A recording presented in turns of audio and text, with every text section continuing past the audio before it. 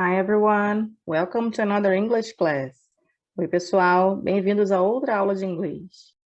Today we're going to study countable and uncountable nouns and some quantifiers. Hoje nós vamos estudar então os substantivos contáveis e incontáveis e alguns quantificadores, algumas palavras que indicam quantidade. First of all, let's think about the idea of being countable or uncountable. Primeiro vamos pensar então na ideia de ser contável ou incontável.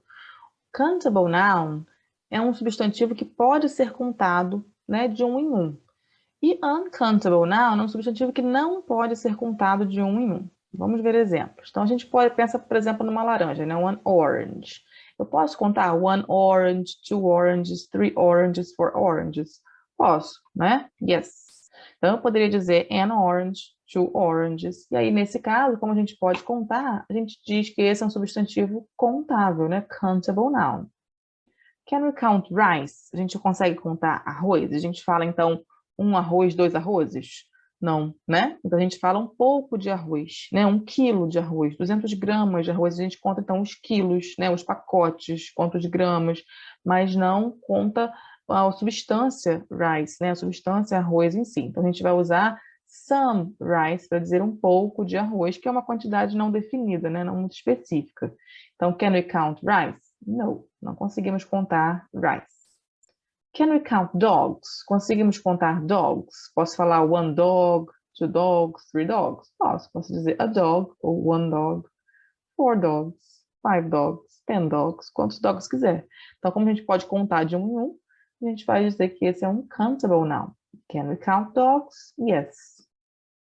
Can we count cars? Podemos contar carros. Eu posso dizer one car, two cars, three cars. Posso dizer, né? A car ou one car, four cars. E aí, então, para responder, olha, can we count cars? Yes, we can. Então, car também é um substantivo contável, né? Também é um countable noun. Can we count paint? A gente pode contar paint, a tinta? Então, eu digo uma tinta, duas tintas, três tintas. A gente não conta a substância tinta, né? Não a lata. Posso contar uma lata de tinta, né? Um pote, um vidro. Mas a substância tinta. O que é uma tinta?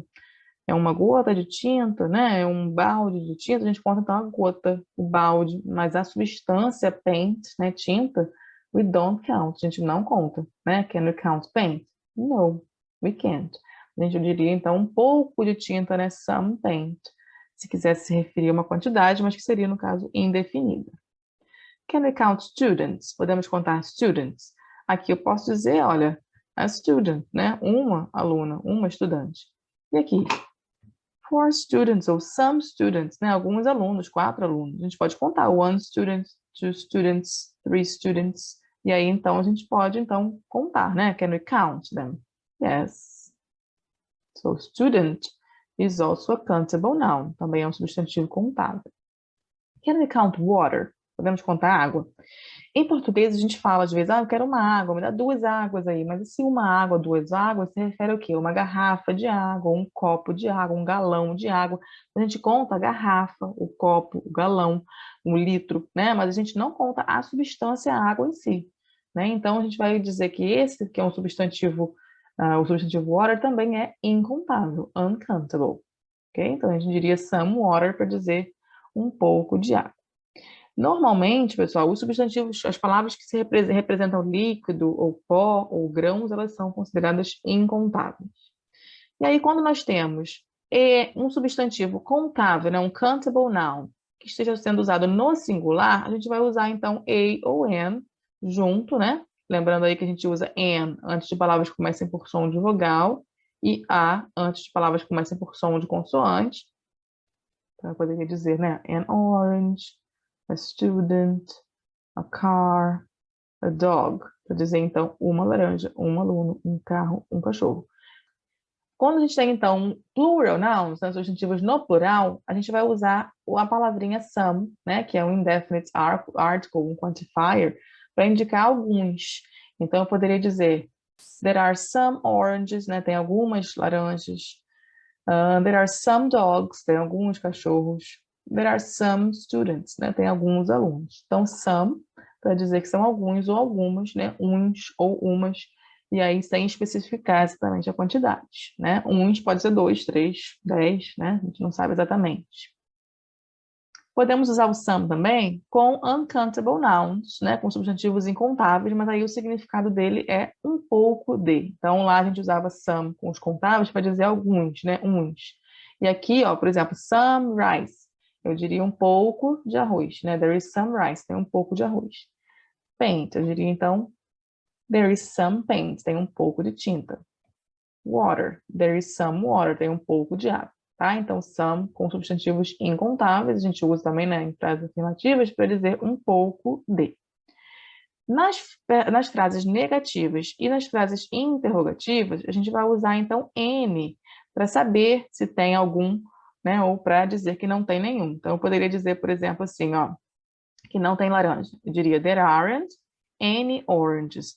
Não tem nenhuma laranja. Então, é uma frase negativa. A gente está usando aqui o N junto com oranges para dizer, então, no caso, nenhum.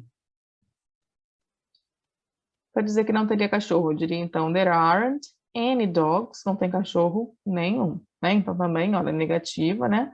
Usamos N nessa frase negativa para dizer nenhum. E aqui, students, se eu quero saber se tem algum aluno, eu vou perguntar, então, are there any students? Então, N na pergunta significa algum.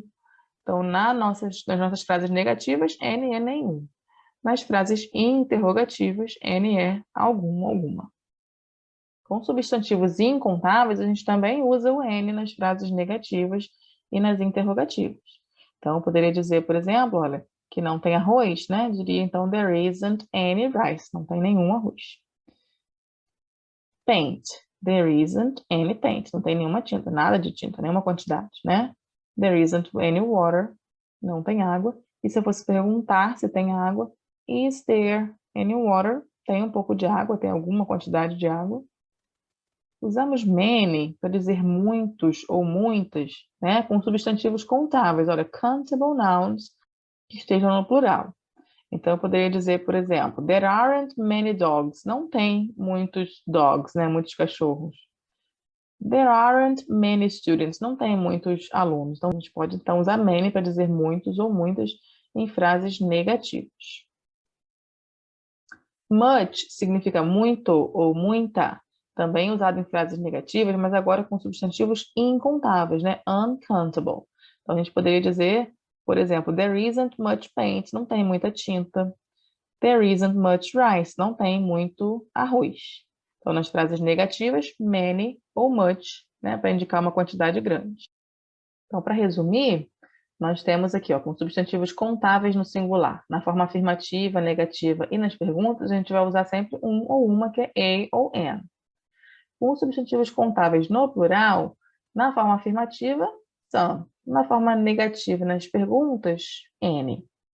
E com substantivos incontáveis, né? Os incontáveis, eles não têm plural, né? Então, a gente vai usar sempre só some nas afirmativas e n nas interrogativas e negativas. Com substantivos contáveis no plural, para indicar uma grande quantidade, a gente vai usar, então, a lot of na forma afirmativa e many na forma negativa.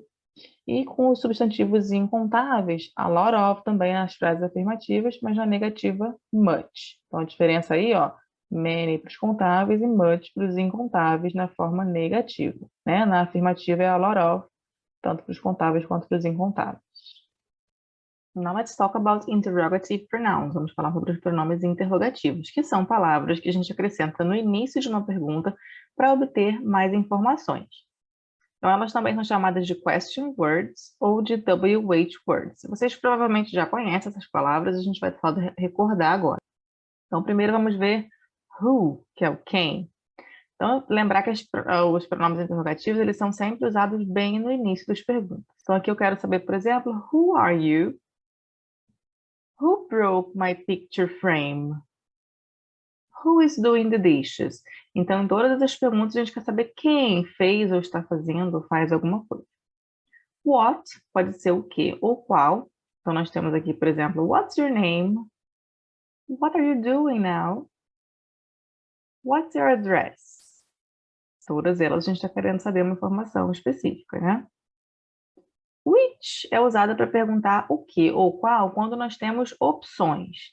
Então, por exemplo, which color do you prefer? Black or green? Estamos dando essas duas opções, você pode escolher entre elas. Which ice cream do you want? Strawberry or vanilla? Também estamos dando as duas opções. Whose significa de quem, então é usado para perguntar a quem pertence alguma coisa. Então ele vai ser seguido do substantivo. Então eu tenho, por exemplo, whose backpack is this? Tenho aqui o substantivo logo após o whose para saber de quem é essa backpack, né, essa mochila. Whose books and notebooks are these? E o where significa onde, né, indica um lugar. Então, where are you from? Where are you studying now? Where are you and your parents planning to go on your next vacation? Então, where sempre quer se referir a um lugar. When, quando, se refere então a uma expressão de tempo. So, when is your birthday? When are you going to graduate? When are you going to come back? A gente quer saber quando uma coisa acontece, aconteceu ou acontecerá. Why? Por quê? Why é a nossa palavrinha para perguntar a razão, o motivo de alguma coisa, the reason. So why are you studying English at this school? Why are you sleeping during the class? Why are you driving so fast? Então queremos saber a razão para essas coisas. How é como. A gente viu lá no início que a gente chama esses interrogative pronouns também de WH words, porque as palavras começam por WH, né? O W e o H. À exceção da palavrinha how, né? Que não começa por WH, mas ela também é incluída nesse grupo. Então, how significa como, quer saber a maneira com que alguma coisa acontece. So, how are you today? How do you go to school? Então, esses são os nossos pronomes interrogativos, né? Interrogative pronouns. Lembrando, então, que who se refere a people, né? Person, a pessoas. What refers to specific things, people or objects. Refere, então, a pessoas, coisas ou objetos específicos, né? O que ou qual. Why wants to know the reason or the purpose. Quer saber, então, a razão, o propósito de alguma coisa, nosso porquê. Which é o que é o qual, quando a gente tem alternativa, né? Quando tem opções. When indica tempo, né? Time, um momento, a moment. How shows a way or a manner, indica então uma maneira, né? Um jeito de alguma coisa. Como. E where, the position or place, a posição ou lugar. Então, where significa onde. Talk about Thanksgiving. Vamos falar um pouco agora sobre o Dia de Ação de Graças. A celebração do Dia de Ação de Graças é uma data comemorada no continente norte-americano, marcada pela gratidão e por atos de comunhão nas famílias americanas. Conhecer as origens e os aspectos culturais dos Estados Unidos e de outros países de língua inglesa é uma etapa essencial para quem está estudando inglês e deseja melhorar o relacionamento com os estrangeiros e os seus mais variados costumes. Vamos começar a pensar um pouco sobre a origem do Thanksgiving.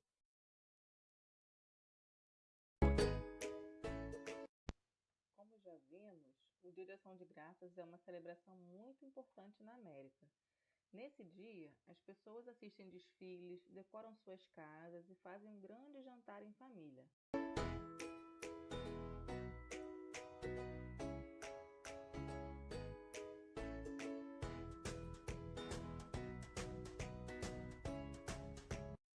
Mas você sabe de onde veio esse feriado? Vamos aprender um pouquinho mais sobre o primeiro Dia de Ação de Graças.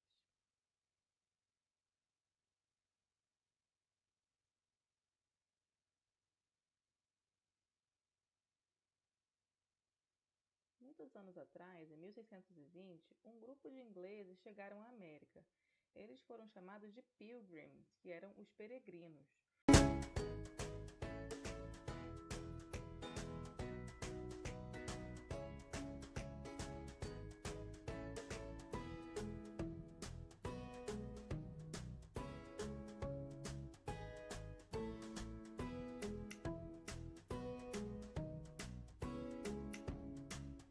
Foi um inverno muito frio e eles não tinham comida suficiente.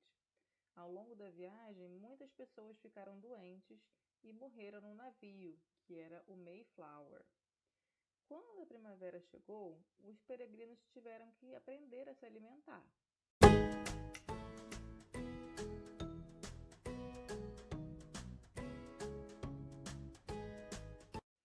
Como eles não sabiam cultivar a terra, por conta do clima que era bem frio, os nativos americanos, né, os indígenas, mostraram a eles como cultivar alimentos como milho. Os nativos americanos já viviam lá na América há muito tempo, por isso sabiam como sobreviver e como cultivar alimentos nessa terra. No outono, os peregrinos tiveram uma grande colheita, ou seja, eles tinham muita comida para comer. Para comemorar essa abundância de alimentos, eles decidiram então fazer um jantar especial e convidaram os nativos americanos para a celebração, pois eles os ajudaram a aprender como cultivar os alimentos.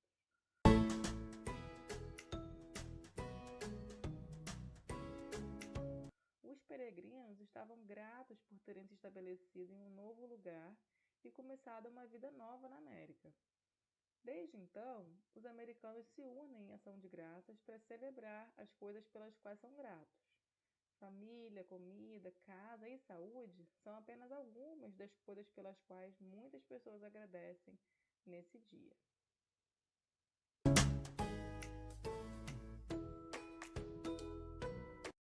Pensando um pouco sobre as tradições do Thanksgiving, uma delas é dizer as razões pelas quais se é grato ao longo do ano. É uma oportunidade de refletir sobre o que passou e de pedir prosperidade para o ano seguinte. Também é um momento em que, historicamente, as famílias viajam para ficarem juntas e, de certa forma, dão início às celebrações de fim de ano, que a gente chama de holidays. O feriado de Thanksgiving é conhecido pela enorme variedade de pratos que compõem o jantar típico, que pode se estender por várias horas. Alguns dos pratos mais comuns são o peru, turkey, que é assado por várias horas e servido com stuffing, um recheio parecido com uma farofa. O purê de batatas, que é mashed potatoes, o molho gravy, que é feito com caldo da carne, né? Quando assa o peru, aquele caldinho que sai da carne, faz, né, esse molho gravy. E também o molho de cranberry, né, que oferece um contraste agridoce ao paladar ao ser servido com pratos salgados. As sobremesas típicas do Thanksgiving são as famosas tortas, a torta de abóbora, que é a pumpkin pie, a torta de maçã, que é a apple pie, torta de noz pecan, que é acorn pie, dentre outros. Cookies, né, aqueles biscoitos com decoração tradicional, e cheesecakes também podem ser encontrados na mesa de Thanksgiving. Veja um pouco de vocabulário. Some Thanksgiving vocabulary. Então, a gente tem aqui coisas importantes, né, relacionadas a essa data. Então, o que é importante a gente pensar? Futebol, que é o futebol americano, né? Na noite do Thanksgiving, é muito comum as famílias se sentarem para assistirem os jogos de futebol americano. Normalmente, eles fazem uma super transmissão dos jogos, né? E geralmente tem 3 jogos, um seguido do outro. Então, é uma diversão para a família toda. Temos aqui a palavra fall e autumn, que as duas significam outono, que é a época em que se comemora o Thanksgiving, né? Lá no hemisfério norte, né, onde fica os Estados Unidos, para eles é outono, quando aqui para nós é primavera, né? Então, fall ou autumn se refere a essa estação do ano, né, o outono, quando eles comemoram o Thanksgiving. Aqui nós temos algumas comidas, né, que são comuns nessa época. Então temos o corn, que é o milho, né? Acorn, que é o noz pecan, né, um tipo de noz. Squash, que é a abobrinha. Temos aqui pie, né, que é torta, e aí geralmente eles têm a pumpkin pie, né, que é a torta de abóbora, apple pie, que é a torta de maçã, né? Temos o turkey, né, o peru também, que é a comida principal, né, o prato principal dessa noite. Aqui nós temos as cores, né, que predominam nessa época na decoração, inclusive, né? Então tem red, orange, yellow e brown. Que aqui pelas próprias cores já conseguem perceber, né? Red vermelho, né? Orange laranja, yellow amarelo e brown marrom. Então são cores tradicionais dessa celebration, né? Dessa celebração. Temos aqui as palavras family, dinner, meal e holiday, porque nesse holiday, né, nesse feriado, as famílias se reúnem para fazer uma meal, né, uma refeição especial, que normalmente é dinner, né, o jantar. Então, nessa data, as pessoas costumam até atravessar o país inteiro para se reunir com as famílias, né? É bem tradicional isso. E temos aqui, por ser fall, né, e autumn, por ser outono, a gente tem as palavrinhas tree, que é árvore, né, e leaves, que são as folhas, né? Então, essa época do ano, lá nos Estados Unidos, é bem comum a gente perceber as folhas caindo das árvores, o chão cheio de folhas, né, por conta da mudança mesmo do clima na estação. O Dia de Ação de Graças, né, o Thanksgiving, não se associa com nenhuma religião específica. Por isso, tem se popularizado com o passar dos anos, sendo comemorado por praticamente toda a população norte-americana, independentemente das crenças e das diferenças. O feriado ainda é marcado pela Black Friday, um evento que ocorre logo após o Thanksgiving Day, no qual as lojas oferecem descontos vantajosos para os consumidores. Aqui no Brasil, nós não costumamos comemorar o Dia de Ação de Graças, mas de uns anos para cá, a Black Friday se popularizou aqui no Brasil, né? Então a gente sabe que existe essa sexta-feira em que muitas lojas dão descontos, né? Mas a gente talvez não saiba por quê, né? Ela vem, essa origem da Black Friday é lá dos Estados Unidos, nessa sexta-feira que para eles é uma sexta-feira enforcada, né? Porque é um feriadão. O Thanksgiving sempre é comemorado na quarta quinta-feira do mês de novembro, então sendo sempre numa quinta, a sexta seguinte, que ela é emendada, né? É um dia de folga para todo mundo, é um dia então de vendas, né? De desconto. So that's it, guys. I hope you have a happy Thanksgiving. Espero que vocês tenham um feliz Dia de Ação de Graças. Reflitam um pouco sobre o que a gente pode agradecer, né? Especialmente nesse tempo aí de pandemia. Pensar um pouco que nós continuamos com saúde, né? Agradecer pela nossa vida, pela casa, pela nossa família, né? Pelo alimento que nós temos para comer e pedir, né? O que mais a gente achar que seja necessário. Então, se eu acho que falta, de repente, alimento, falta alguma união na família, que falta alguma outra coisa que eu gostaria que houvesse na minha vida, esse é o momento de agradecer e pedir por essas outras coisas que a gente acha que ainda precisa melhorar. Ok? Happy Thanksgiving, everyone! Thanks for watching. Obrigada por assistir. Bye, bye!